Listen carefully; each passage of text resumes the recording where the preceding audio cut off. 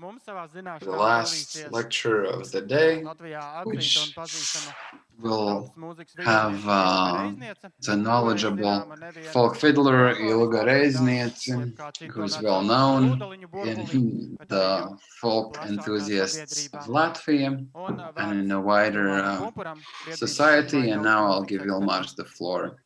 Ilga Reizniece is a name that in the Latvian culture sphere doesn't need any additional information. And I think that she is the person that in the popular cultural scape showed that folk playing is completely entirely separated from the classical playing, and maybe she had to realize this the hard way, but still she hasn't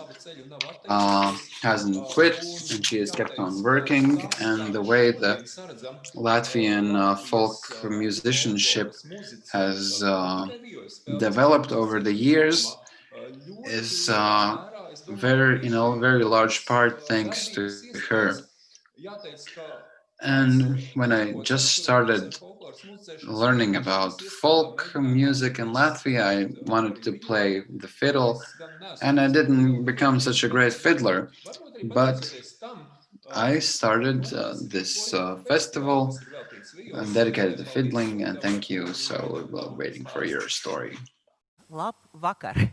Vakars tiešām ir jau Good vēls. afternoon. Paldies, Ilmār, par It's labiem really vārdiem. late. Paldies par uzaicinājumu. Thank you, Ilmars, for your kind words. Thank you for the invitation. Vakars liek sabojāšu. Man pat negribās runāt. And I have a feeling that I will spoil this wonderful evening Stāstīju un prezentēju because savu the girls presented very interestingly. Pirmkārt, jau man nebūs lekcija, man nav nekas sagatavots. First of all, I will not have a lecture. I don't have a presentation. This will be a story, very personal story. Gandrīz viss būs pirmajā dzimtē, jo es stāstīšu savu stāstu.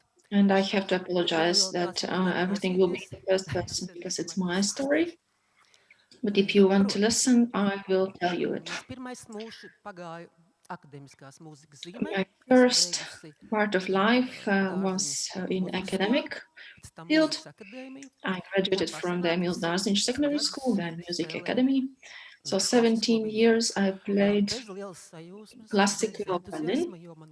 I was not fond of it because the repertoire of violin, especially romantic music, was not my favorite. I did not like it, and I am surprised that I could graduate from the Academy of Music. I was interested in ancient music, but at that time there was not a possibility to study the ancient music, and it was not present at all. That there was a feeling that Bach was the first composer and that nothing happened before. We found some scores and played on recorders some ancient music without influence on Western music. We wanted to play something different. As I said, in the Soviet Union, there was just one ensemble that played ancient music. And during the state exams, when I graduated from the academy, I happened to be in the open air museum. And I heard something that I didn't hear any time before. I heard drone singing from ladies and women from Latgale and from Soti. Suddenly I heard something that I expected for years, but I didn't encounter it in real life. It was like a flash sudden, and that I have found something that I didn't expect. And this drone was very important. And that was important for me because I started to love the violin through one sound. As I said, I didn't like the classical repertoire of violin, maybe Bach and Vivaldi, especially if we played in with my friend. But this one sound, this one note was something like that.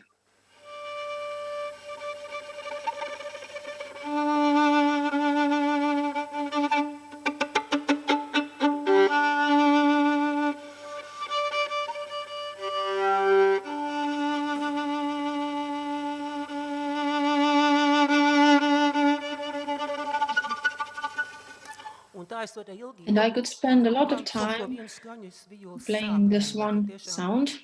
And this is where my love started towards the violin.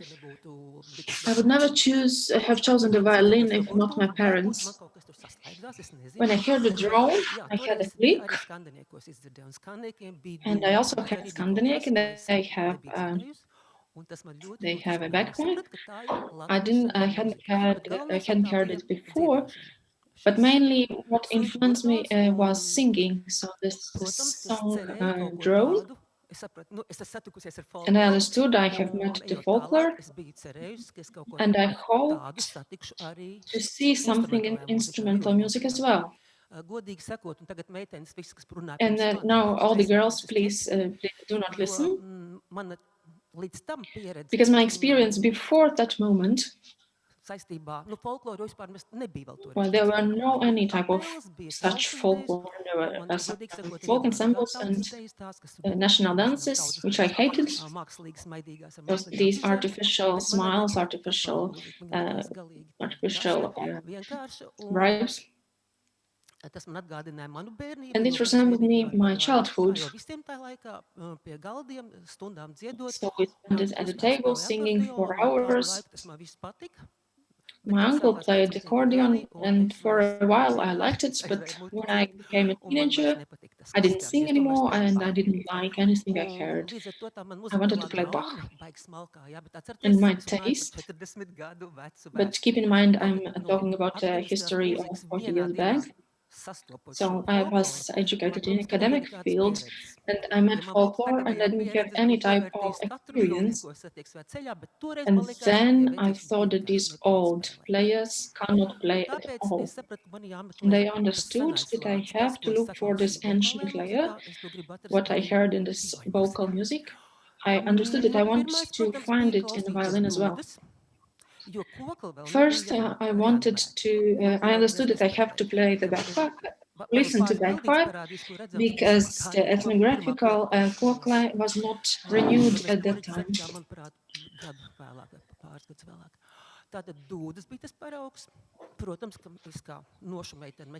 And of course, I looked for a score, and I was happy to see something. For example, in 3 books of Melngals, when I opened them in library, I understood that the first one who is looking in this book,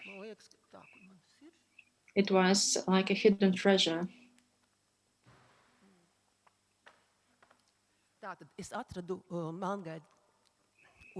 In the second book, I found an example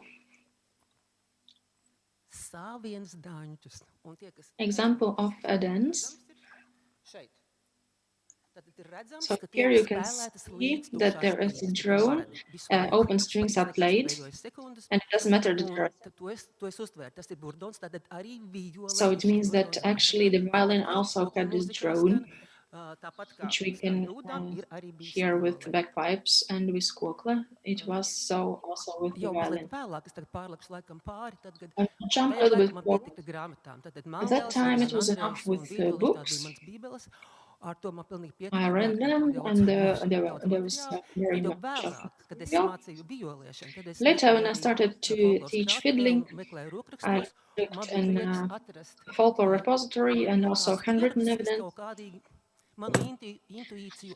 I wanted, and I actually found some evidence that was the same as I felt in my heart. So there's the one piece, it's a handwriting of Melngals, and the player has written down that the open strings has to be catched along. So it means that this drone was present also. When I started to play in Scandinavian, I was invited to play in 1981. There was already a violinist, Velta, who played in the ensemble.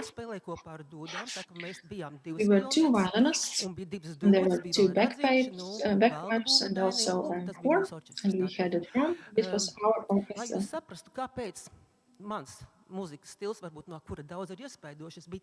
And that's the reason why my playing style is so heavy.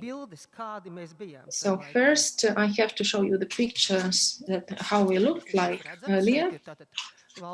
So you can see Valdis Muktapāvels with bagpipes, Reizniece with violin, and other players.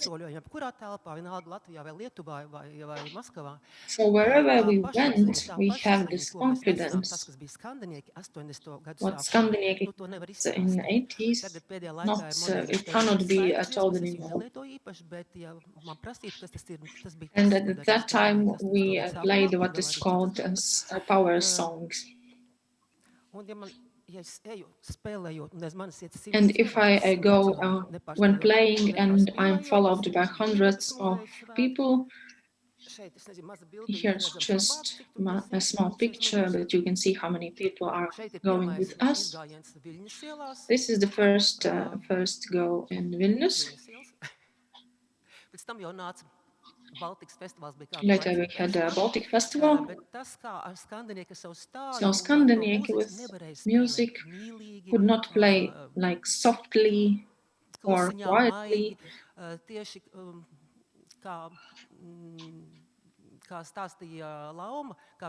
That's what Lauma told at the beginning of the sound, and staccatos is very important. What's the way we played as well.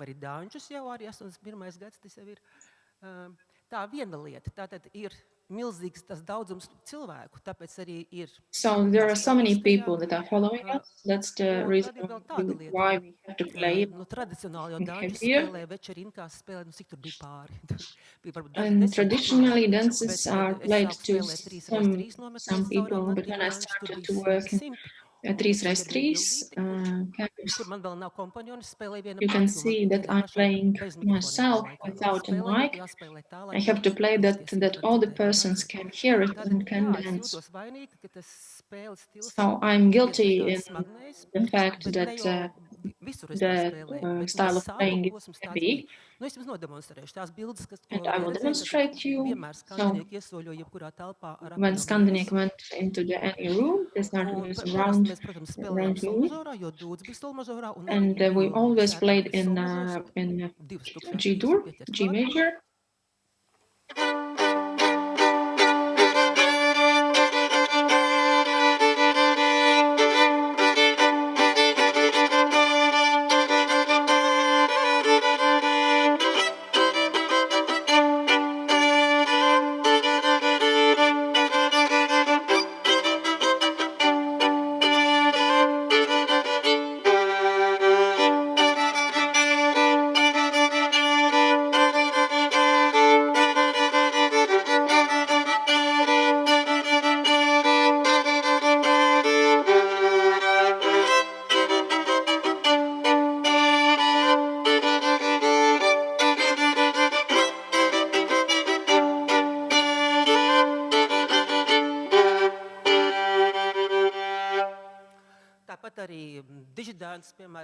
And then we continued with dish dances.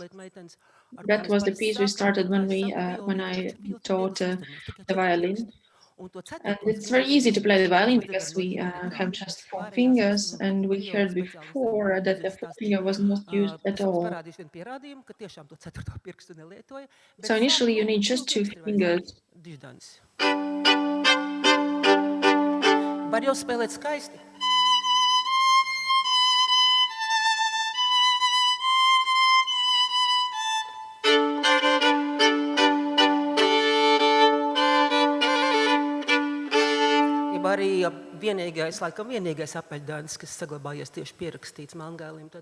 And then there's a piece written down by Melngailis, which is a bagpipes piece.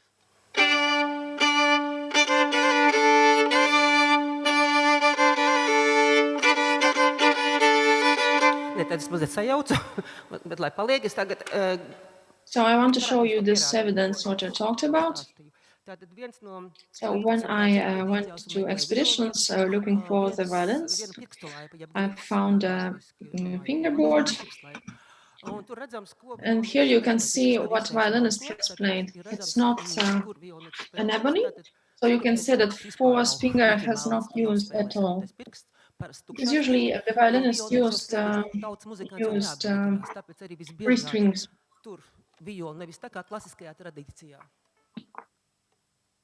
Bet nu tā, atspiežot pret sānu, un, protams, ka roka ir lejāks, zemāk.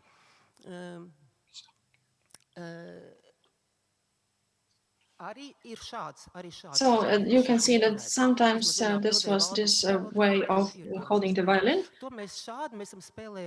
It's usually the way you hold the violin playing outside, when you have a scarf or a mask, so you hold the violin against your chest.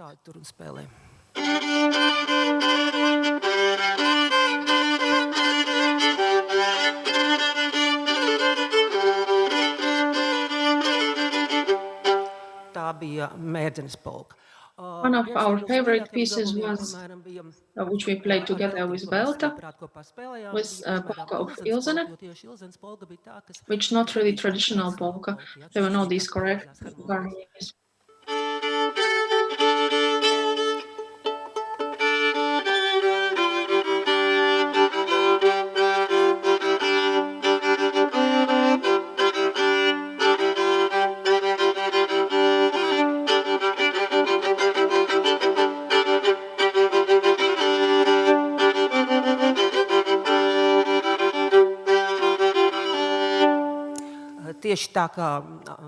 Same as Andrejs Ranzāns, we also improvised. Of course, we don't like to play all the time the same. Maybe you know the anecdote, and it doesn't sound very good in Latvian. So a young musician comes into the bar. He's asked, who you are? Are you a note player or a listener? And this was the division of my life. So for 17 years I played just by score. You will not believe, but it was the first occasion when Silvija Silava asked me just play the second voice, and I was not able to do that because I was used to play just using the score. And Silvija wrote down what should I play so that the harmony would be correct. Because violinists think horizontally. We don't see chords as playing the guitar or piano. And I have no idea what harmony I'm in. I'm just playing the tune, the melody. And I had to spend approximately a year until I learned to improvise and to play the second voice. And for my students, I train this playing just by hearing, so it's always good to play also when you don't have any score in front of you.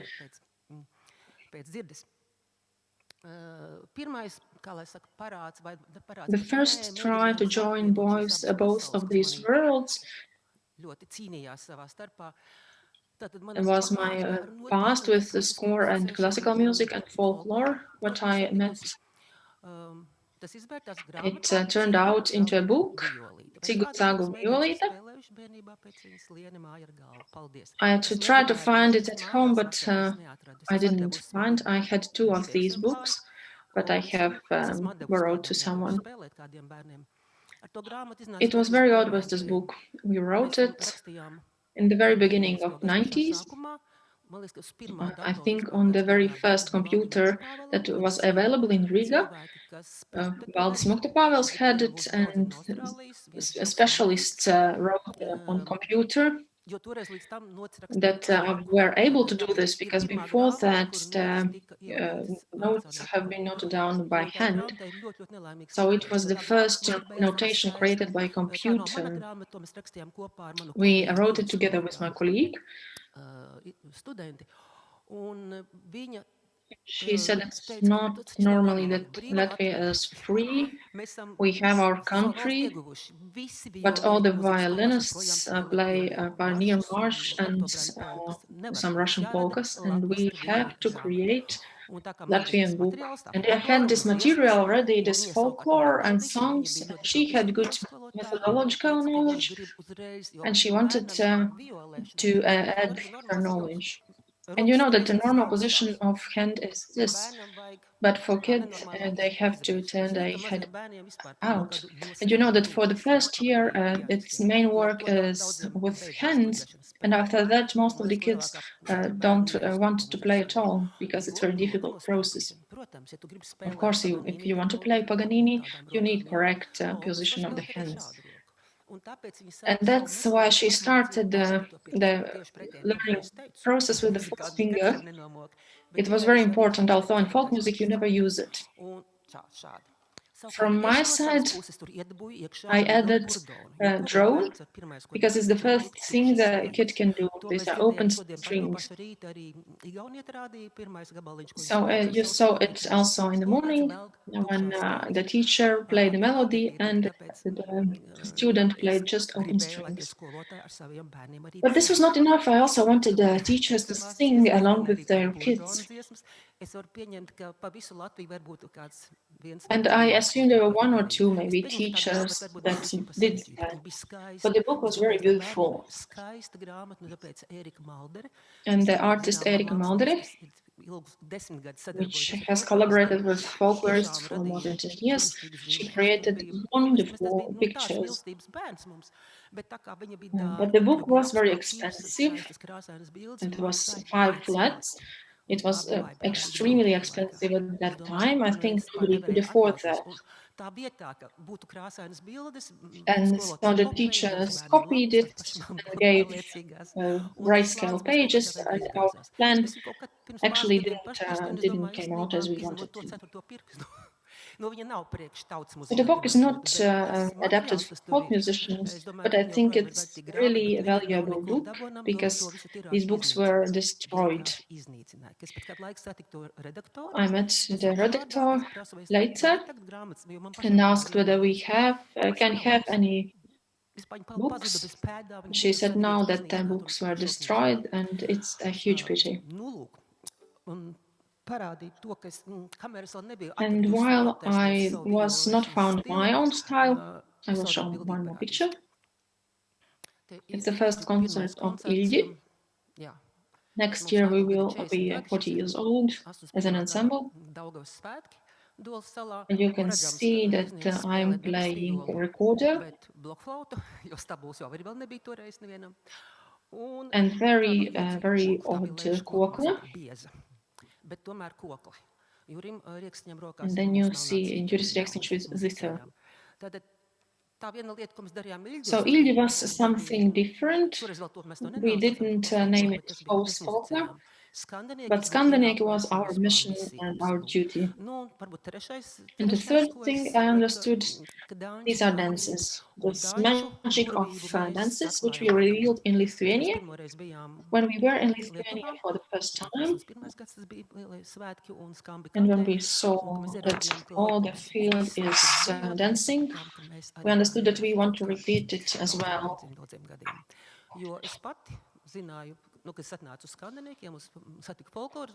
When I started, when I met folklore, I knew around 3 dances, maybe not more. Now I know hundreds of dances. That's what I said, that I didn't like the folk ensemble repertoire and I didn't like what they played.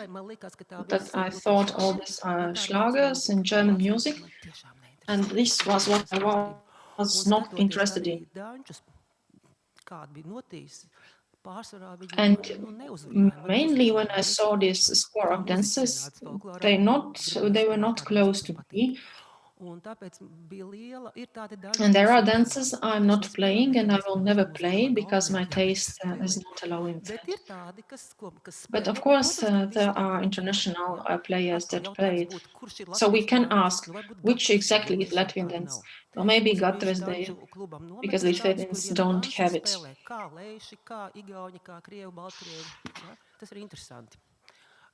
So the dances are the most international part of folk music.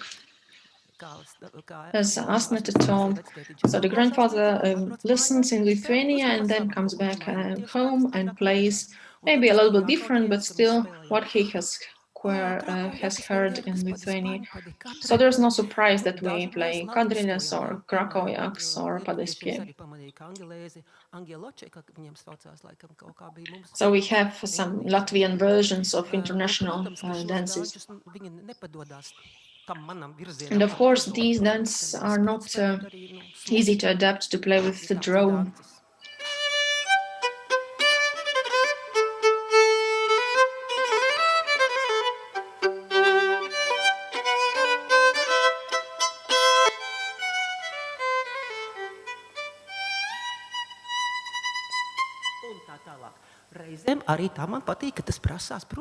So the dances are different. And this playing of dance is also some kind of mission. 80s were wonderful and 90s were very difficult. First I thought, why I started so late this fiddling?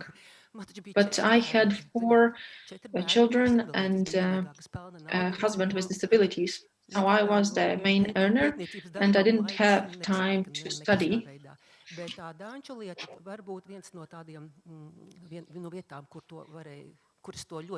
And one place I had my practice was camps.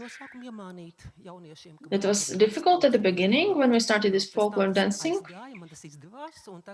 And now you cannot imagine these camps without dancing anymore. Then I worked in school. All this time I was a teacher.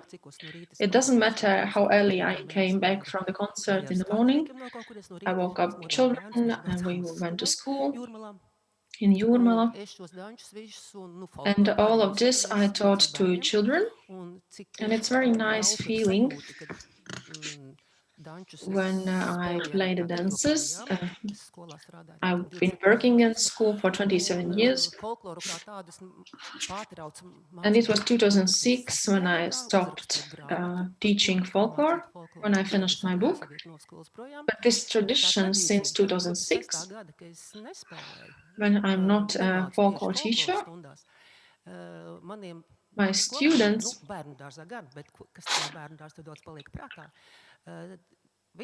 they, for all 9 years in school, in every significant event, they always in our school dance these dances. And it's a live tradition because these are completely modern kids, but the dances are still important for them. So it's nice and very pleasant that they are a part of everyday life, that it's not only celebration, not only festivals, but everyday life. So it's nice to be in some place where nobody knows these dances, but I can teach them and they fall in love with these. I have very much of materials and I might tell and tell. And at the end of 90s, I understood that I have missed something. I felt ashamed. And I decided to write a project. So, fiddling tradition and renewal of it. I had beautiful pictures. I looked for them in archives from weddings and not only. And I found addresses of around 100 folklore ensembles, and I sent each of them sent a letter. I added also stamp and envelope with please. Hello, I'm writing to ask for your help, and asked whether in their ensembles or near them are some violinists. It was in June, and around 100 letters I received, around 10 answers, and I understood that actually countryside people are working on the fields and the time chosen to write the letters was not correct. I didn't have a car at that time. It was very difficult to travel somewhere far to Latgale. However, we went in 1999. We visited those people and we met some nice people and got some nice results, but mainly from Latgale. In Kurzeme, there were just few people, and when we got into touch with them, it was too late already. And I hoped to learn this tradition and give it further, this fiddling. And I came up with this term, fiddling. And then we had a second part.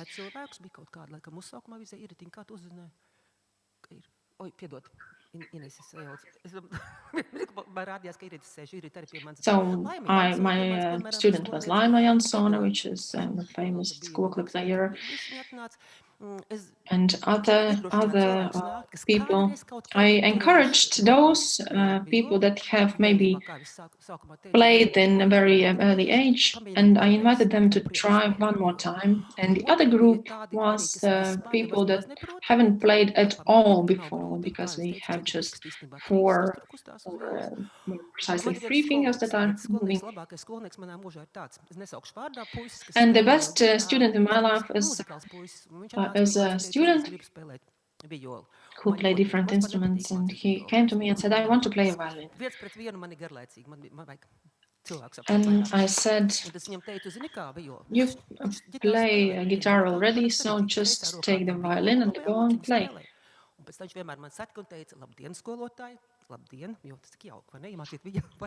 And after that, he always said, hello, my teacher. Hello.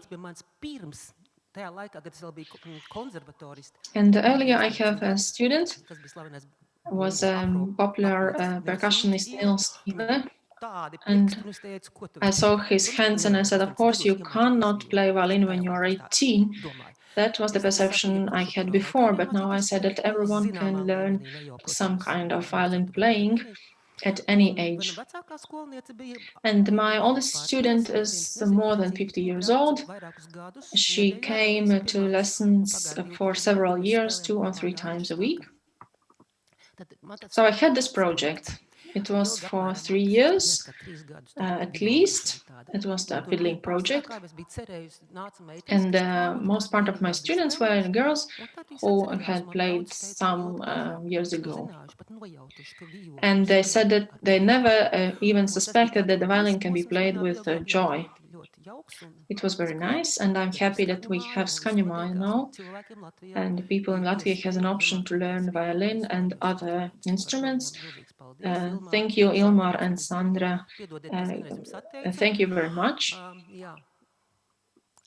And I think it will be enough today. It's late already.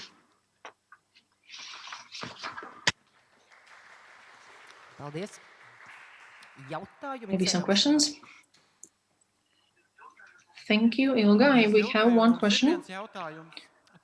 So you followed the dance movement for several decades, and we have different dancing clubs. What's your thought about musician and dancing musician movement at the moment? I think I'm not the right person to answer, because usually I play dances together with my colleagues, usually with Andris Davidons and some drummer. I'm not playing dance nights. I'm not able to answer this question, unfortunately. There is another thing that shames me. There was a wonderful guy that wanted to learn how to play the violin. He comes on the stage and he wanted to play, but I asked him to leave the stage and I said, you have to learn a little bit. And this guy is Oskars. So you can see that everything can be done if you want to.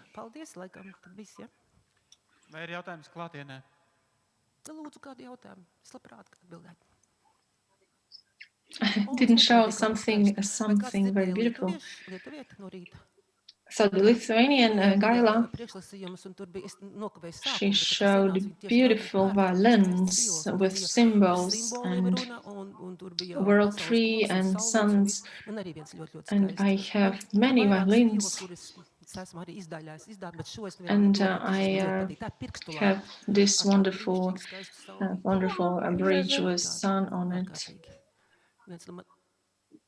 That you can take a look closer later. Redzams tas, jā? Tā saulīte. Viena no ļoti skaistiem mākslas darbiem sakarā ar violi.